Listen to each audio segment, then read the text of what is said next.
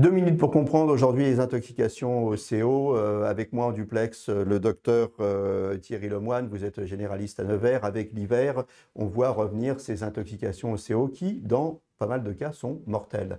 Alors, quelles précautions à prendre et quels symptômes doivent nous alerter? Effectivement, les intoxications au monoxyde de carbone sont des pathologies purement hivernales puisque ça correspond aux périodes auxquelles on chauffe. Elles sont liées à un dysfonctionnement de la chaudière. Donc la première chose pour les éviter, c'est bien évidemment d'avoir un entretien très régulier de sa chaudière.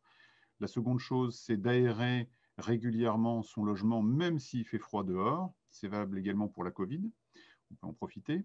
Et puis, eh bien, ensuite, il faut être attentif aux signes éventuels qui peuvent apparaître.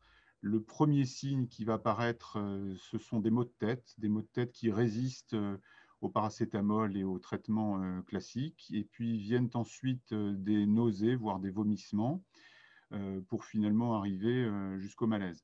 Euh, Ce qui est très important, c'est d'avoir conscience que tout le monde peut avoir mal à la tête, mais c'est quand même rare que tout le monde ait mal à la tête en même temps. Donc, si plusieurs membres de la famille a mal au crâne en même temps, eh bien, il faut d'abord aérer et puis rapidement faire appel à son chauffagiste pour qu'il vienne vérifier la chaudière pour ne pas avoir de mauvaises surprises le lendemain matin.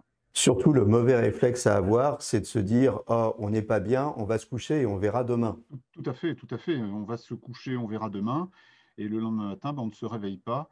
Le monoxyde de carbone est incolore et inodore, donc il faut être attentif à ces signes. Voilà, incolore, inodore, mais par contre, si vous avez tous mal à la tête en même temps, si vous avez tous des nausées en même temps, c'est peut-être une intoxication au monoxyde de carbone.